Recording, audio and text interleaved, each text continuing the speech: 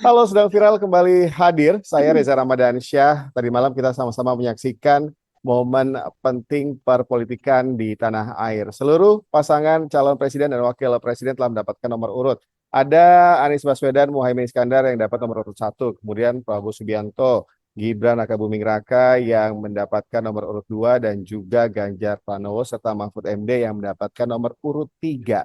Tapi di luar itu banyak momen-momen yang menjadi sorotan publik ketika rangkaian pengundian nomor urut di KPU. Salah satunya pada saat kakak beradik Gibran dan juga Kaisang ini mendatangi kemudian salaman dengan Ketua Umum PDI Perjuangan Megawati Soekarno Putri, dan juga ada momen lagi ketika Kaisang kembali mendatangi Megawati Soekarno Putri berlutut dan juga bersalaman, seperti ada interaksi di antara keduanya. Apakah ada makna di balik itu semua? Kemudian ada pesan yang memang ingin disampaikan oleh Gibran dan juga Kaisang. Nah, sudah bersama saya pada kali ini yang akan membahas hal itu ada Prof. Lely Aryani, pakar komunikasi politik UNAS. Prof Lely, apa kabar, Prof? Selamat sore, Mas Reza. Assalamualaikum warahmatullahi wabarakatuh. Alhamdulillah sehat. Alhamdulillah sehat. Tapi lagi di jalan ini. Nggak apa-apa, Prof. Kita ngobrol santai aja, Prof. Ini yang lagi viral, yang jadi sorotan publik. Kita lihat kemarin ada Gibran dan juga Kaisang yang mendatangi Megawati Soekarno Putri pada saat pengundian nomor urut di KPU. Kemudian Kaisang juga kembali mendatangi yang kedua kalinya.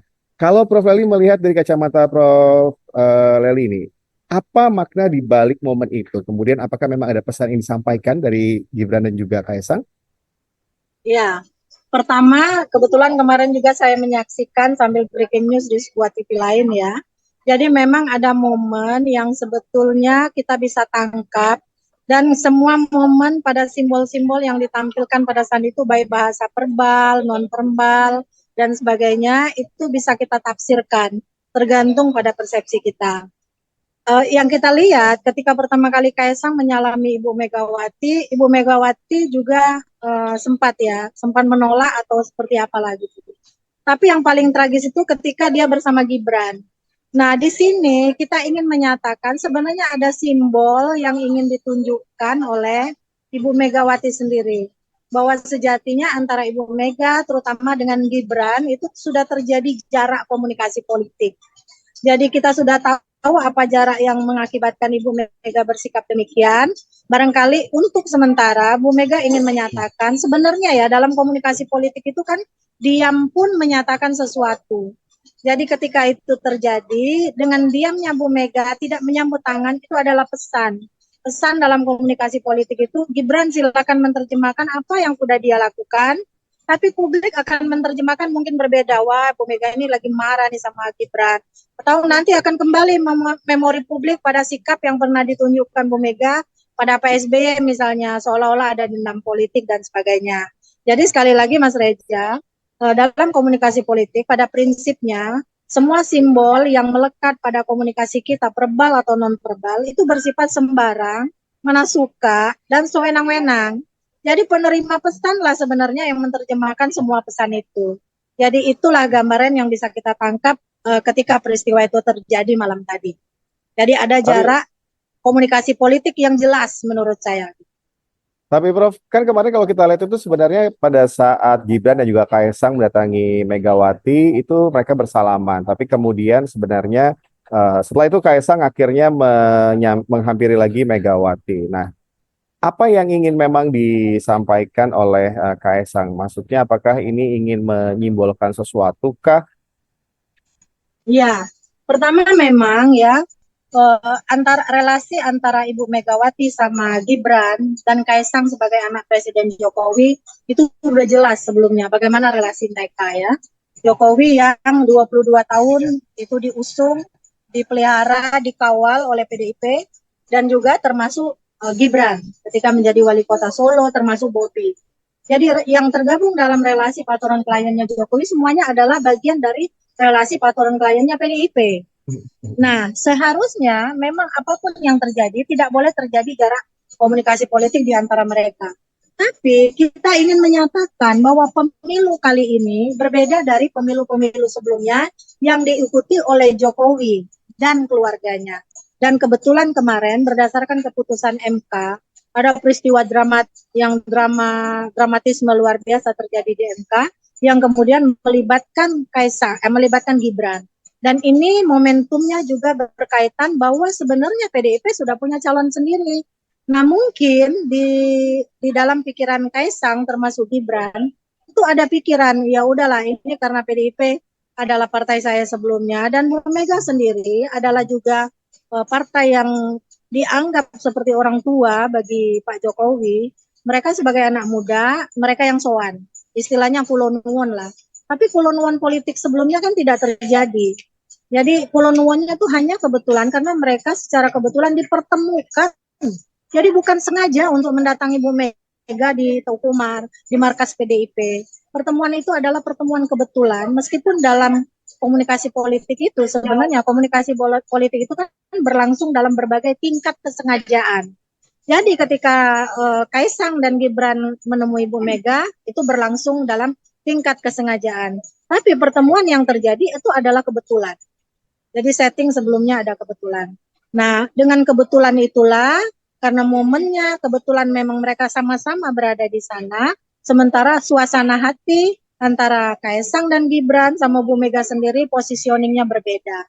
Itu yang membedakan kenapa komunikasi politik yang terjadi tidak nyambung. Jadi tidak menunjukkan kekasan orang yang seperti Caimin ketemu Anies kemarin atau dengan Prabowo dan sebagainya. Itu yang terjadi. Jadi ada perbedaan komunikator politik yang satu dengan komunikator politik yang lainnya yang tengah berkomunikasi, ada yang mempunyai jarak komunikasi politik, sementara yang lain juga sekedar sebagai sesama petarung saja. Nah, antara Gibran sama Bu Mega itu nuansanya beda. Dan semua orang sudah tahu. Jadi momen kemarin itu tidak bisa dibilang menunjukkan bahwa akhirnya ini semua baik-baik saja gitu, Prof. Tidak. Indonesia saat ini juga tidak baik-baik saja. Apalagi kemudian itu juga ditutup dengan pidatonya Ganjar. Bagaimana Ganjar mencoba mengulik kembali pernyataan Pak Jokowi, misalnya yang mengatakan Pak Jokowi mengatakan sampai ada drakor. Ganjar menimpali malam tadi. Kebetulan dia punya panggung dan panggungnya adalah panggung terakhir kan. Jadi dia punya kesempatan untuk mencoba membuka. Ya, jadi seperti orang Malaysia ya mencoba ya gitu. Dia mencoba untuk mengetengahkan bahwa sebenarnya tidak perlu terjadi drama Korea itu. Karena kita menginginkan peralihan kepemimpinan yang bersifat demokratis, penuh kejujuran, dan sebagainya. Dan yang menarik, ya itu tadi, pantun demi pantun yang mereka gelontorkan. Yang intinya memang mencoba memberi branding pada nomor urut masing-masing. Gitu. Oke, Prof. Kan kalau kita lihat momen pengundian nomor urut kemarin ini banyak momen yang menjadi sorotan, bukan hanya tadi ketika salaman Gibran dan Kaisang ke Bu Mega dan sudah dijelaskan oleh Prof apa arti dari momen tersebut, tapi juga akhirnya seperti yang Prof Feli bilang ini banyak yang melihat isi pidato dari masing-masing calon presiden dan calon wakil presiden seolah-olah memang ingin menegaskan sesuatu, ingin menyampaikan sesuatu. Kita lihat ketika Muhaimin menganalogikan dengan tim sepak bola, permainan sepak bola. Kemudian juga apa yang disampaikan oleh Ganjar dan juga Prabowo. Prof Leli melihatnya ini memang benar-benar ingin menyampaikan sesuatu apa dan untuk siapa sebenarnya? Iya. Pertama, ketika mereka memang datang ke acara itu, ke KPU itu adalah dalam rangka pengundian nomor urut. Yang kita tahu bahwa di kantong masing-masing partai politik pengusung, mereka itu membawa 3 nomor. Nomor 1, 2, 3 ada pada mereka masing-masing. Tapi ketika hasil undian menyatakan mereka nomor urut yang keberapa, nomor itulah yang mereka keluarkan. Itu yang pertama. Nah, momentum itu mereka sudah mempersiapkan sebenarnya. Semua teks pidato itu sudah mereka siapkan sebelumnya. Kalau mereka nomor 1, pidato pantunnya akan berubah ini, nomor 2 ini, dan seterusnya ini. Nah, Caimin kebetulan pertama kali yang menyampaikan pidatonya ya, dalam rangka itu momentumnya soal pergi ke Mamuju, jangan lupa pakai sepatu katanya ya. Dan apa itu selanjutnya, pokoknya jangan lupa memilih nomor 1 ujungnya. Nah ini menunjukkan Caimin juga membuka juga bagaimana demokrasi itu harus dilakukan dengan kegembiraan. Nah proses demokratisasi harus ada juga kejujuran dan sebagainya, track record. Saya masih ingat Caimin harus membaca rekam jejak dan sebagainya. Sebenarnya rekam jejak itu bisa dilihat dari masing-masing komponen baik capres maupun cawapres ya sebetulnya. Nah lanjut kemudian ketika Pak Prabowo mengungkapkan kata-katanya, saya setuju dengan pernyataan yang dikemukakan oleh Caimin. Caimin yang juga menganggap bahwa ini seperti pertandingan sepak bola, tentu ada yang menang dan yang kalah. Tapi sebagai penonton misalnya, penonton yang teriak-teriak histeris gitu seolah-olah lebih pandai dari pemainnya. Nah, sejatinya pemain itulah yang melakukan perannya kan. Oh, greget banget ini, bodoh banget kok nggak bisa masuk gitu. Nah, teriakan-teriakan seperti itu merupakan histeria publik yang mungkin harus menyambut pertandingan pemilu ini dengan kegembiraan ala sepak bola menurut Caimin. Jadi maksudnya esensinya pada kegembiraan, supporting system yang memang memadai sehingga tidak terlalu berlebihan. Nah itu disambut. Jadi ketika dua pidato berlangsung, dua-duanya senada seirama menurut saya. Pak Prabowo lebih banyak menimpali bahwa pemilu itu jujur dan adil mutlak karena akan menghasilkan pemimpin yang kredibel dan seterusnya. Tapi berbeda ketika pidatonya dilakukan oleh Ganjar. Karena Ganjar kebetulan punya panggung. Kalau Ganjar ngomong sendirian di YouTube misalnya, atau dia bicara di panggung tempat teman-temannya, tim pendukungnya ada, kan kalimat Ganjar tidak akan didengar oleh lawan. Paling dibilang ya udah diemin aja. Tapi malam itu Ganjar punya panggung. Dia memanfaatkan kesempatan itu karena di sana itu ada semua bakal calon presiden dan bakal ada calon presiden dan calon wakil presiden, ada juga para pendukung dan partai politik pengusungnya.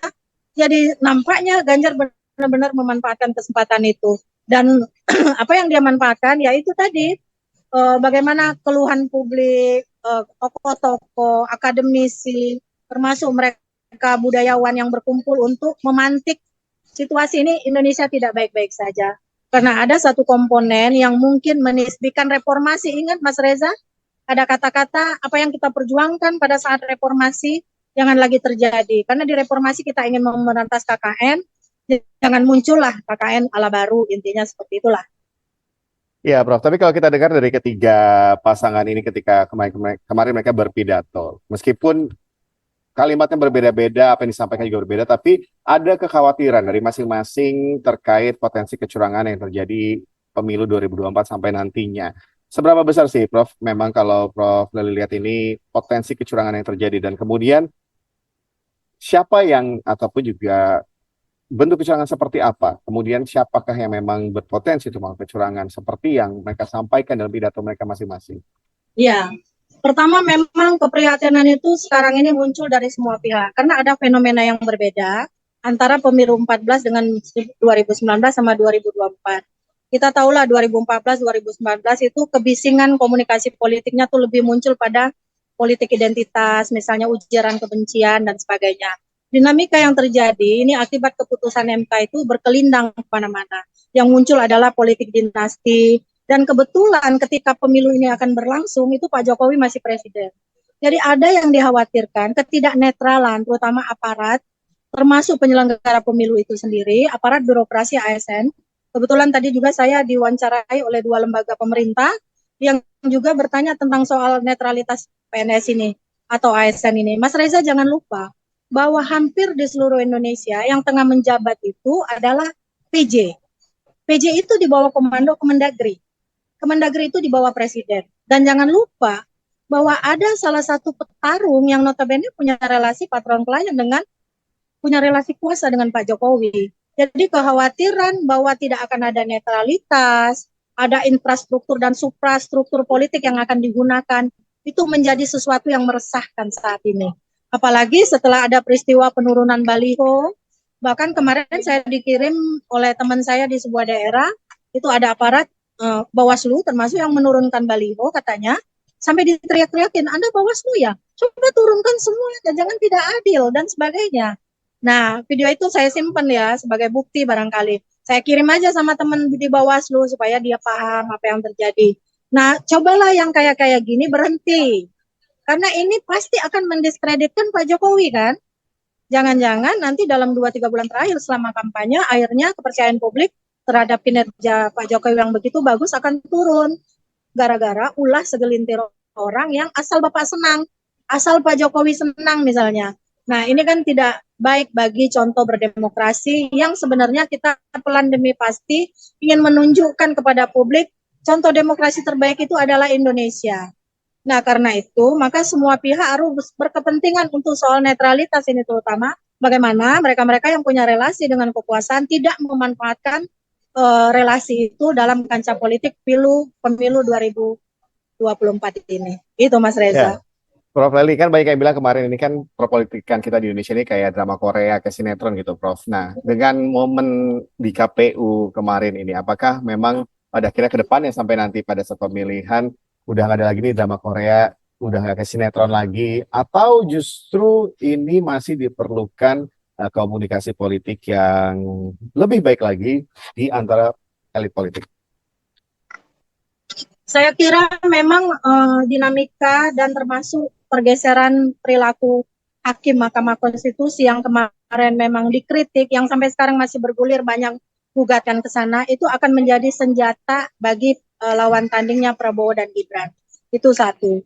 Yang kedua, ada juga gugatan yang tengah digulirkan misalnya, seharusnya KPU itu menerima pendaftaran bakal calon presiden dan bakal calon wakil presiden pada saat itu, harusnya menerbitkan dulu peraturan KPU. Jadi bukan berdasarkan keputusan MK. Tapi yang terjadi adalah mereka menerima pendaftaran dulu, baru membuat aturan, perubahan aturan di PKPU-nya. Nah, ini juga menjadi masalah bagi orang-orang yang pintar di bidang hukum, kan? Nah, artinya ini juga akan menjadi senjata.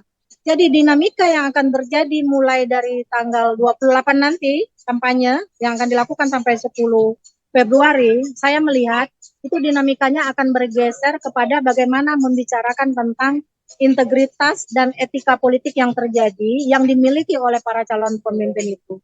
Jadi terjadi pergeseran yang cukup signifikan tentang kehebohan, mungkin caci makinya akan berubah pada politik dinasti dan sebagainya. Tinggal bagaimana kalau mereka ingin pemilu ini tetap berlangsung dengan menggembirakan, ingin berpesta dengan demokrasi, maka menurut saya mereka-mereka yang merupakan elit harus bisa memilih kata-kata yang bisa meredam semua keriuhan itu nantinya. Tapi tidak tahu juga karena semua mau menang kan, Mas Reza ya. Mereka pasti akan memilih kata-kata yang bersifat memprovokasi publik, mempropaganda publik yang intinya memenangkan kelompok masing-masing. Itu Nah, yang terakhir, terjadi. Prof. Dari apa yang disampaikan Prof. Leli. Terakhir, Prof, singkat. Bagaimana supaya publik ini tidak surut emosi dan juga tidak terpancing dengan Ya, provokasi-provokasi yang iya. tadi Prof katakan?